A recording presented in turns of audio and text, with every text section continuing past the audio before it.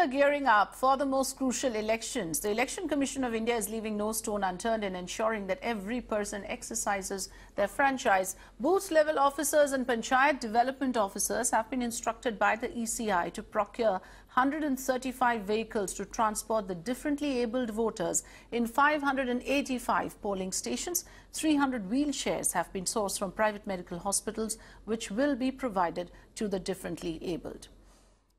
Let's listen in to some reactions.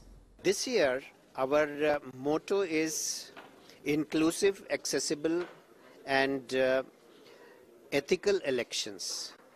Accessible is for people who are differently able. For them also, equal opportunity is being created in all ways. All our polling stations, 58,000 odd, are on ground floor. They are having assured minimum facilities. They have got ramps, etc.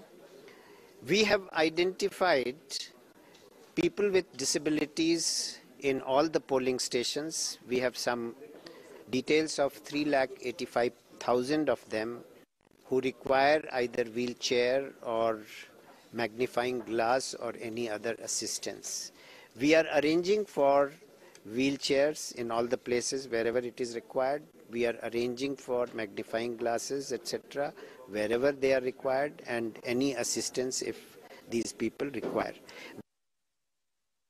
Shrija is live with us. Shrija, you know, this is perhaps commendable on the part of the Election Commission at least. While it has the challenge of dealing and cracking down with all the malpractices, it is also trying very hard to get those who are differently able to the polling booths.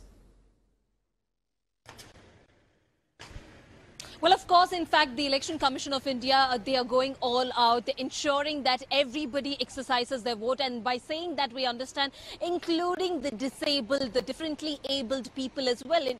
As far as Bengaluru is concerned, there are about at least more than 10,000 differently abled people. So their concern all this while was about what are the kind of facilities they are being provided, especially when they are voting at various the polling stations. So that is something to be noted at this point in time. And also speaking to the electoral officer to understand that they will be provided, especially for the visually challenged, they will be provided with magnifying glasses, and they're also talking about where they will be given transportation from their location to the next polling station, which means they're attached to at least about 534 polling stations. This is across Bengaluru that we're talking about, and also they're also talking about where other facilities such as wheelchairs are also being provided. But some of the main concerns as far as the disabled community is concerned, we understand there are several people, leaders who have approached the Election Commission officers to provide them with the complete data list of the people who are disabled, differently abled here in Bengaluru. But however, we understand due to security reasons, they are not providing that particular data to some of the associations. Right, Shrija, so it's basically now 2 days left, literally. You know, the voting begins on Sunday. The Election Commission has a huge task at hand. Just today, you're reporting about the number of fake ID cards that have been recovered. So give us a sense of the level of preparation that the EC is involved in at the moment.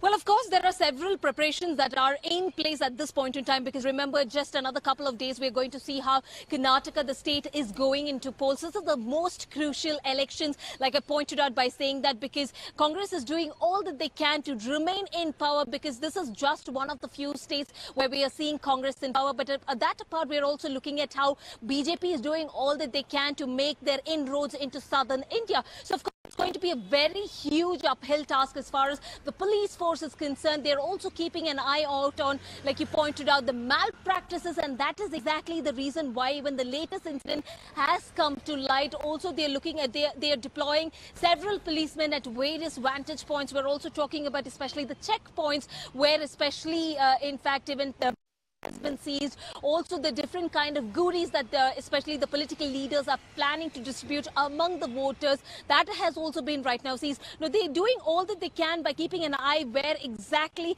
especially malpractices, can possibly take place. Right. So the flying squads, like we know, have already cracked down at quite a few places, made recoveries of cash and jewelry, and alert citizens, I believe, have also been giving tip-offs, owing to which raids have been conducted. Let's hope that this is indeed a free and fair election on Saturday. Thanks for joining us, Srija.